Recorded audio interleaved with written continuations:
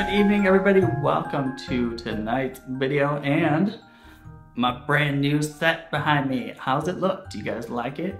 I think it turned out really well.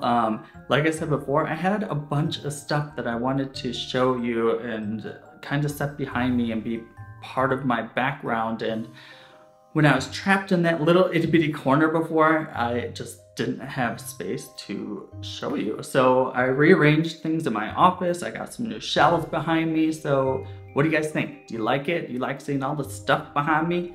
I think it just adds to the whole feel of my videos. I love having the color behind me, and it's almost done. I have one more light that will kind of go in the center behind me to make that center a little bit brighter, but I think it looks really cool. I like it a lot. Tonight I want to talk about shadow people, and it kind of ties in with sleep paralysis. People that have had sleep paralysis often say that they experience these shadow people. But you don't have to have sleep paralysis to experience it. People can be wide awake and experience shadow people as well. If you don't know what shadow people are, they're shadows that look like people. They're in the outline of a person. Sometimes they can be two-dimensional, meaning just like yours or my shadow up against the wall, just a figure. And sometimes they can even be three-dimensional, so like a human standing in front of you, except it's just like a black shadow. Does that make sense? People have been seeing shadow people for a very long time, and nobody really knows where they come from or what they want. I did a video a while back when I was doing Scary Story Sunday, and I talked about my experience with sleep paralysis and shadow people, and basically whenever I would have sleep paralysis, I could always sense something at my door, like the doorway to my room, and I could always feel it getting closer and closer. And while this was happening, I wasn't able to move, and I was just panicked, so scared. As it would get closer, I could start to see an outline, and it was like a shadow person, just an outline of a shadow. It was never any features that could be seen. And it would get close enough where it would just about touch me, and then I would be able to move. It is so scary. If you've ever had sleep paralysis, it is just freaky. Personally, I haven't had it happen for a long time now. I used to get it a lot when I was in my early 20s, but I haven't had it in a long time. People have talked about shadow people for a long time, like I mentioned earlier, but there's also been some accounts of shadow people attacking other people. Now, I want to show you a video which is supposed to be a shadow person attacking a man in a hallway. I never know how authentic these videos are. I just like to show them because they're really creepy to me, and I think you guys like watching them too. So take a look at this. This is a shadow person attacking somebody in a hallway.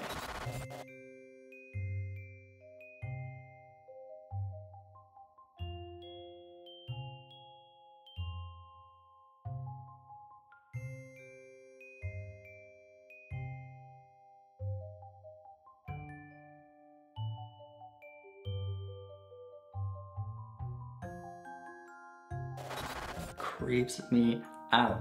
I mean, can you imagine minding your business, walking down a hallway, and all of a sudden you see a shadow coming at you, and then it grabs you and starts to drag you down?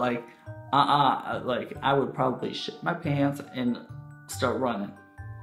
You'd see a brown spot on my pants behind me. People have mentioned that when they have sleep paralysis, they notice the shadow people a lot more. Sometimes people even say that the shadow people get as close as sitting on their chest. They say they can feel the shadow person sitting on their chest, and it's hard to breathe. It's like they're pinning them down. There's actually a photo that I want to show you. It's really creepy, and it's of a person in a hospital setting. And I guess the hospital cameras noticed this, and it's a picture of a shadow person sitting on the chest of somebody in the hospital. I think the creepiest thing is that it says that this person died hours later. Are you kidding? Now, along with seeing shadow people, people say that they report seeing somebody like a shadow person, except they have a hat on. And a lot of people call him the Hat Man, and they think that he is like the leader or the organizer of the shadow people. People experiencing the Hat Man is a little bit more rare than people experiencing shadow people. But people also say that they have seen what they describe as an old hag.